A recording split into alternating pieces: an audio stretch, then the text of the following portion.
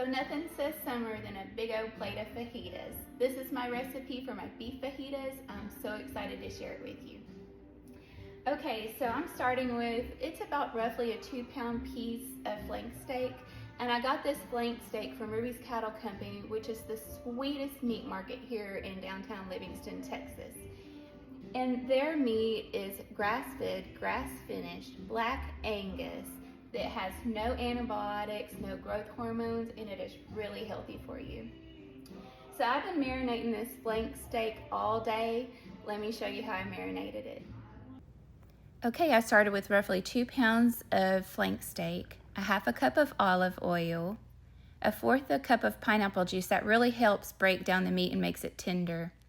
Then I also added in a half a cup of freshly squeezed lime juice, 2 tablespoons of Worcestershire, a teaspoon of onion powder, red pepper flake, oregano, chili powder, a half a teaspoon of cayenne, a teaspoon of paprika, salt, pepper, and then I'm going to get that mixed together really well.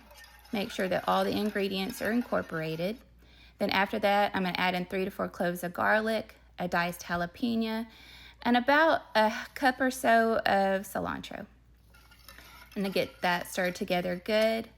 Then I'm going to marinate my meat in that mixture for 2 to 4 hours, but it's better if you let it sit all day.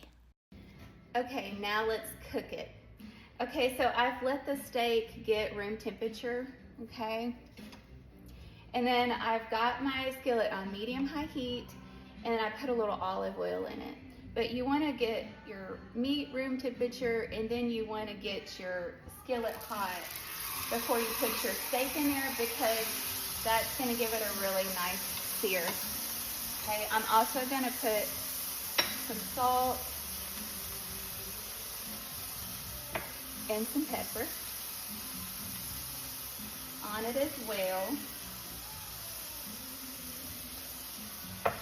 Okay, and I'm going to let that cook, I would say 3 to 5 minutes. It really just depends on the cut of meat, the thickness of your meat, but we're going to cook this 3 to 5 minutes until it has a nice sear on it.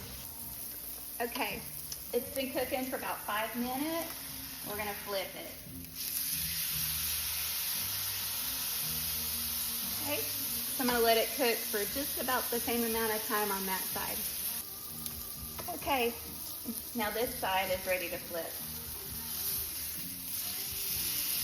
Okay, so you want to make sure it has a good sear on it.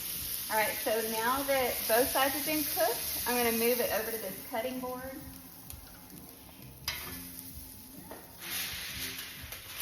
And then we're going to pinch it and let it rest for about 10 minutes or so. Okay, so I'm going to add a little more olive oil.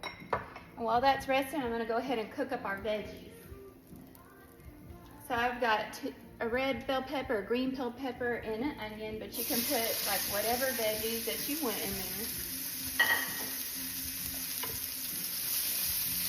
And I like to add it to the pan because then it just kind of soaks up all the bits on the bottom of the pan, and it helps flavor your veggies. I'm going to add a little salt and pepper to that too.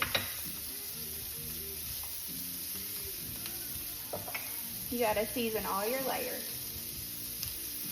Okay, so I'm going to let that cook. I'm going to let the meat rest, and then I'll show you what we're going to do next. Okay, so now our veggies are done, our meat has rested, and we're ready to cut it. Okay, so when you cut your fajita meat, you always want to cut against the grain, otherwise you can't bite it good, okay?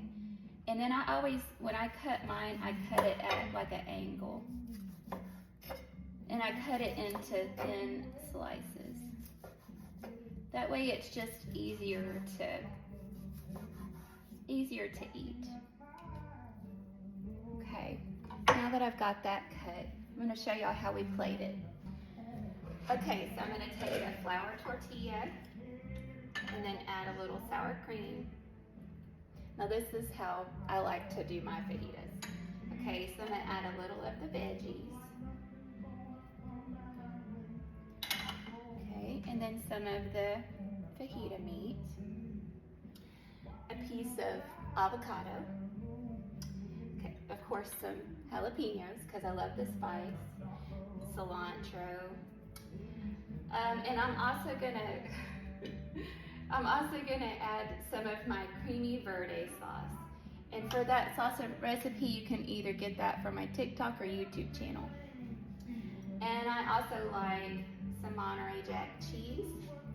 And then of course you can't forget this dip. I like to squeeze a little lime over it. Okay, so this is how I make my beef fajitas. I'm so excited for you to try it. Let me know how you love it in the comments.